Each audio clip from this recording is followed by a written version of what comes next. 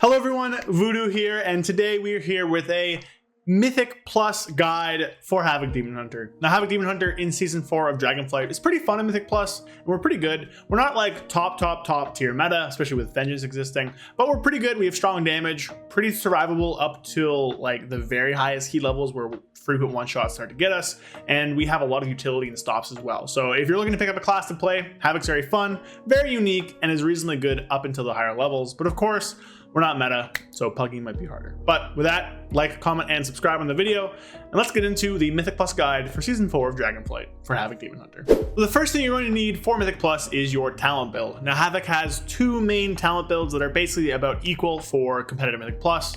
And then they also have one that has no movement if you are more so a casual player and want to just not worry about all that Fel Rush stuff. So in front of you here is the Inertia build. Now there are two variants of this build. There's the Essence Break variant, which you see before you, and then the Glaive Tempest variant right here. Now that's the only change, otherwise they're exactly the same, and they're about equal, all things considered, across a dungeon. So you really can play whichever you want. It's up to personal preference, how you're pulling a dungeon, what your comp is. For the most part, Essence Break is the more kind of burstier option on a priority target or on single target damage. You're going to do a lot more single target, a lot more priority damage, a lot more smaller target count cleave with this because you have this Essence Break every 40 seconds. However, it's a lot more rigid. You got to use your meta with it every 40 seconds. It's not going to do as much in bigger AoE pulls, or, you know, if you're doing like big pack, small pack, big pack, it won't do a ton on that smaller pack.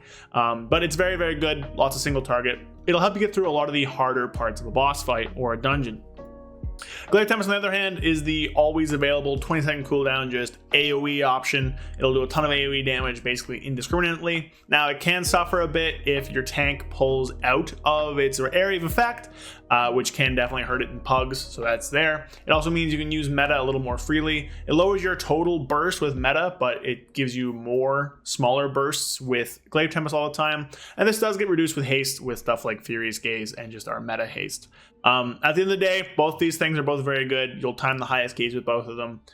Doesn't fully matter. It's going to be a preference pick. It's going to be a dungeon pick. It's going to be a bunch of other picks like that. On this side here, you can pick up Sigil of Misery if you want to drop something like Imprison, depending on the week, of course, or if you want to drop something like Hellfire Haste, a little bit less move speed. A lot of options to pick that up there. If you want another stop. It's not the greatest stop, especially if you have a Vengeance Demon Hunter in your party, but it's pretty good. One more thing I want to talk about is Furious Gaze versus Serrated Glaive. Furious Gaze is going to be better in most cases. If you really need single target or priority damage, then Serrated Glaive is going to be a little bit better, but it's worse in basically every other target count besides one target. And Furious Gaze as well has pretty good synergy with getting more Rage Fires, getting more Fel Rushes, Glaive Tempest, stuff like that. So just want to make a note of that. So this is the best build right here, playing either Essence Break or Glaive Tempest. Both are fine, and yeah. And obviously, if you don't want to do the Fel Rush stuff, if you're a little newer to Havoc, this is the No Mover build. Now, this build is worse than the Fel Rush Inertia build by about like 10% or so, give or take. Obviously, sitting Mythic Plus is pretty difficult. Wouldn't recommend playing this one unless you're brand new and just want to like chill out a bit. I would recommend learning the Inertia build and playing that one, as it is better overall, but you can definitely play this one. It is worse. It drops all the movement stuff for like some I-beam damage, and then you also pick up both Serrated Glaive and Furious Gaze, and you take Glaive Tempest and Essence Break. So, you know, it's not the worst thing in the world, but Inertia is just so incredibly powerful. Same with Tactical Retreat, same with Unbound Chaos, that dropping it in Mythic Plus is just not great. But the option is there should you want it. No Mover is a lot more competitive in single target than it is in Mythic Plus. You got your talents. Now let's take a look at rotation. For this part, we're going to go over Glaive Tempest rotation first, as it's going to be the more common one played because it's just easier. We'll have a section going over small variations with Essence Break as well, but it won't be a full breakdown like this one. And in this video, I'm not going to go over Low Mover. I'll probably have a no movement guide for Havoc out in a few weeks as well. So if you're looking for that, you can go there. But you can kind of just take what I'm doing here and apply it there. I will also be using Trinkets for this. Now, I don't have a Mythic Ashes yet. I just haven't bought it because I've been more focused on raiding. But generally speaking, the Trinkets you want to use are this and a Grief Torch, which I will talk about. So we're going to start off here by going into the pack and just using Sigil Flame as we approach it. Sigil Flame, then Immolation Aura. We're going to pop Ashes here. We're going to Fel Rush through, then Hunt because I got to reset, then Fel Rush again with an Immolation Aura. I-Beam, Glaive Tempest, Death Sweep, Backflip, Meta, Fel Rush again because we dropped it, Death Sweep, I-Beam. That one was a little weird because we had a reset. Whenever you get a reset, it's gonna weird things out a bit. But generally speaking, you just want inertia up on all of your big buttons here. The delays don't really matter because of just kind of your burst can be spread out and it can be fine. For Grief Torture, we want to just sync it up with a backflip whenever we can. Obviously, I flipped out whenever my Immolation Aura was going to tick off. Don't ever do that. Just wait. Don't do what I did there. And really from here, I'm just not capping on Fury. I'm using my Immolation Aura charges to buff up stuff like I-Beam, like the Hunt Dot, like Death Sweep, like Glaive Tempest. All those things are good to buff up. And just kind of pushing buttons. You don't need to push glaives at all. Your tier set will do it for you. You don't really need to do anything else. You're just kind of in the pack, pushing buttons, doing some respectable damage in the process, and just kind of vibing. Yeah, not really too hard. As long as you get that opener down with the burst, you should be pretty good. Again, generally speaking, you want to start off with Immolation Aura, Hunt In, Fel Rush, I-Beam, Glaive Tempest, Death Sweep, Immolation Aura, Fel Rush, Meta, Death Sweep, I-Beam is kind of the rotation there. It's pretty like changeable. It's not set in stone. Resets can change stuff, yada yada yada. But you want the dot ticking for your. Sorry, you want inertia on your Hunt Dot. You want inertia on your I-Beams, on your Glaive Tempest, on your Death Sweeps.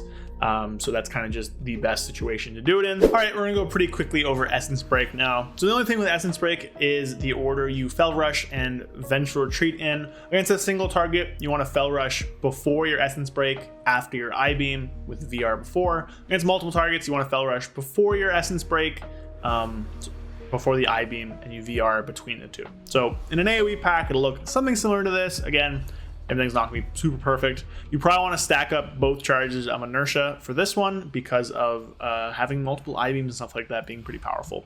So Sigil Flame, our Trinket, Hunt In, Immolation Aura, Fel Rush, Immolation Aura, Backflip, I-Beam, Fel Rush back in, Essence Break, Death Sweep, Meta, Death Sweep, and then you have another I-Beam. And that's gonna be the opener with Essence Break. Now, if you're doing it the other way, we'll skip forward 30 seconds and I'll show you. Single target, it's pretty simple. You don't even need to use both your Immolation Aura charges. It's better to spread them out, but you want to start off with Sigil Flame as the boss is pulled. Sigil Flame into Immolation Aura. Then you want to go ahead and I-Beam, Hunt In, Fel Rush, Essence Break, Backflip, Death Sweep, Meta, and another Death Sweep. And I know you're gonna say like there's a wall there, whatever, but generally speaking, most Mythic Plus bosses are very, very large, and you'll have enough room to backflip with Death Sweep and still hit stuff. If you're worried about that, you can do Death Sweep into VR plus Meta, and you Meta with the VR global. That'll put you right back where you were. It's a little easier, but yeah, that's kind of the single target stuff. It's not too hard. You'd use Ashes with it, and then save Grief Torch for your second VR. Same as always. But yeah, pretty easy. So with that all the way, let's talk about stats. Stats for Havoc Mythic Plus are pretty straightforward. You want to prioritize crit, then mastery, then versatility, and then haste. And this season, we're gonna have a lot of stats to begin with, so eventually you're gonna want to stop getting so much critical strike and mastery and put more of it into like verse and haste just because of stat DRs. When to do this is just like a sim thing, but generally once you're past 50% crit and like 4,000, 5,000 mastery, you might want to start moving something. But in M+, crit and mastery are so good, you probably can just hard stack them and be fine. In terms of gear, for crafted stuff, you want 2 blue silken lining. Nothing else is really even close for Havoc. Where to put it depends on what gear you have. You can craft them on boots, wrists, belt, back, or neck. All those options are good. It depends what you want to do. If you want the combat res wrist, you can move it off there. If you want to use Sark Cloak for some reason, you can not use Cloak. Just depends what you have. I personally have belt and wrists, but any other thing works as well. For trinkets, the best one is going to be Ashes of the Ember Soul. It's an on-use trinket that you're going to pair with your Metamorphosis, giving you a lot of burst. Outside of that, there's 2 other really good options. You can use Pips for a passive option, or you can use Grief Torch for a more active option.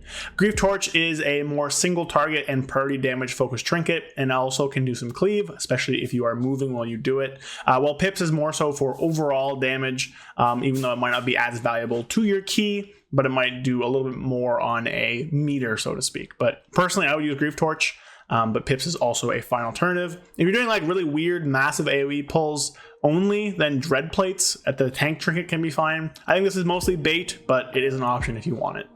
In terms of weapons, really there's a few options you have. Your best weapon is going to be just like a high eye level one. I would recommend using Thorn Collars. It might not sim the best in AoE, but it's going to offer a lot of single target and priority damage that's going to be very valuable for you as you're pushing these keys. And the dot will stick around if your target dies, so it's going to do a little bit better than it might perform on sims. You can just use a high eye level crit mastery weapon instead though. For your offhand, you should get a double time, either a normal mode 515 double time or a heroic mode, or hard mode, sorry, 522 double time from Dawn of the Infinite.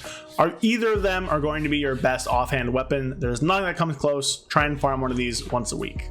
Finally, for bullions, the order is going to depend on what you have and what you want to get. If you don't have any good weapons, I would recommend getting a Thorn Collar's Claw first, as it is going to be one of the largest upgrades, as 528 weapons are very powerful. If you do have good weapons, I would delay that towards later on, and I would pick up an Ashes first. Ashes again is our very, very powerful trinket, super, super strong. From there, the choice is really down to another trinket or the Seal of Diurna's Chosen, the ring that is a fire damage proc from the first boss's Vault of the Incarnates. Again, either grabbing Grief Torch or that ring is fine. Third choice, grab the other one, and then from there you can pick up like a Seal of Filial Duty, which is the shield ring. You can pick up your weapon if you already have good ones, and then you can just kind of pick up whatever you want. The cloak can be all right. I wouldn't really use it if you're pushing keys. If you get a Sark cloak from raid or from vault, you can catalyze it to be used as just like a high level cloak, but the one from bullions cannot be catalyzed. So that's kind of like a general list there for you. In terms of consumables, just use what's best. Use the crit mastery food, use the wafting enchant, the crit mastery food, and then just like critical strike or mastery gems or enchants and all your stuff. For actual consumables, generally speaking, the Ice File Corrupting Rage is one of your best items. However, if you have a lot of crit and you're pushing higher keys, you can use Tepid Versatility instead in order to live. Everything else, just kind of do what you want, avoiding stuff like that, waking stats, just like whatever. So that's going to be it for my Havoc guide for Season 4 of Mythic Plus. Havoc's in a weird spot right now because it's pretty strong, honestly. It has a weakness to one-shots at the highest key levels, but it suffers mostly from the fact that Vengeance Demon Hunter exists, is the best tank by like a mile and a half, and uses up a lot of the same utility that Havoc brings to a key. So why would you really bring a Havoc over something else? That's kind of its biggest issue. It's still very fun, it's still very viable, and definitely can and will be doing those high keys, and I love it. It's really, really enjoyable, but Vengeance existing does make it a bit worse, but still fun. So yeah, so that's my guide. Let me know what you think. Comment down below, like, comment, and subscribe. Help me grow the channel. Follow me on Twitter and Twitch, and I'll see you guys next time. Peace. A big thank you to all of my channel members. Thank you Sky Elk, Andrew Keenel, 100,001 Zans, Brad Wisniak, Felfa Darren Dark Terror, and Magic Man 133. Thank you all so much. If you want to help support me and help fund the channels and the videos, follow the link in the description to become a channel member and get some cool perks in the process. Again, thank you all so much, and I'll see you guys next time. Peace.